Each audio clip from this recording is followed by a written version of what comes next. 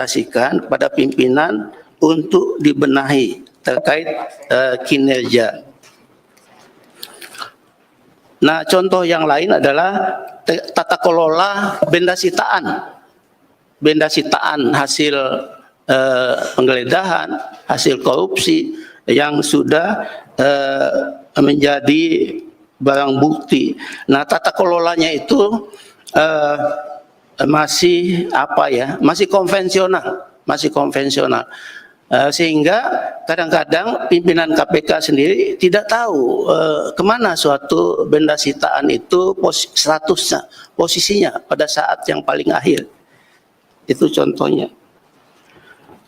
Nah, kemudian evaluasi kebijakan strategis pimpinan. Tadi saya sudah menyampaikan salah satu contohnya adalah alih status pegawai pada tahun 2021. Begitu juga soal kepangkatan dan kenaikan pangkat di dalam PNS KPK. Begitu juga mengenai organisasi KPK yang dimuat di dalam Pelkom 7 tahun 2020. Nah, dalam penilaian Dewas Pelkom 7 2020 yang mengatur organisasi KPK itu tidak sesuai dengan komitmen pemerintah supaya miskin struktur kaya fungsi. Jadi kita ketahui atau dalam penilaian Dewas struktur KPK itu sebetulnya mengalami pembengkakan pasca Undang-Undang 19 tahun 2019. Nah, itu juga direkomendasikan oleh Dewas supaya dibenahi, diperbaiki, Pelkomnya direvisi dan seterusnya. Itu contoh saja ya. Kemudian perilaku pimpinan.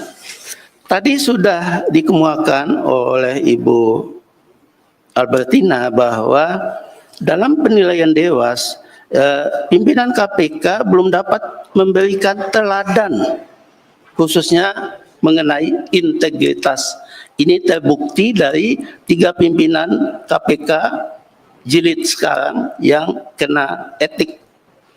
Dan Anda semua sudah tahu siapa saja.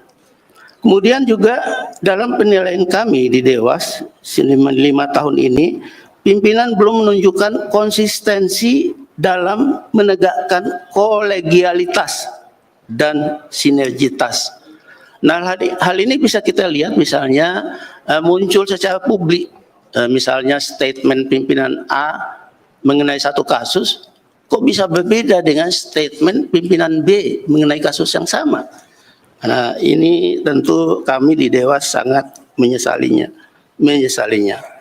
Kemudian pimpinan juga belum berhasil membangun kerjasama yang baik secara internal maupun eksternal. Kemudian juga belum terlihat kemampuan dalam memimpin, mengendalikan, mensinergikan sumber daya dan ketegasan dalam mengambil keputusan.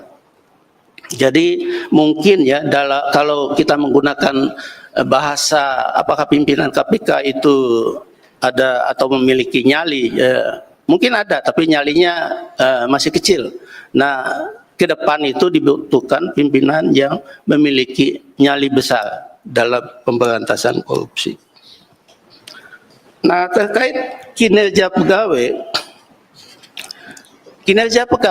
kami evaluasi secara agregat, sebab pegawai KPK itu kan 1.800-an ya sekarang. Jadi tidak mungkin kami melakukan evaluasi satu persatu. Jadi yang dilakukan adalah menilai hasil agregasi kinerja pegawai yang didasarkan pada 2 faktor, yaitu kinerja individualnya di satu pihak dan perilakunya di pihak lain.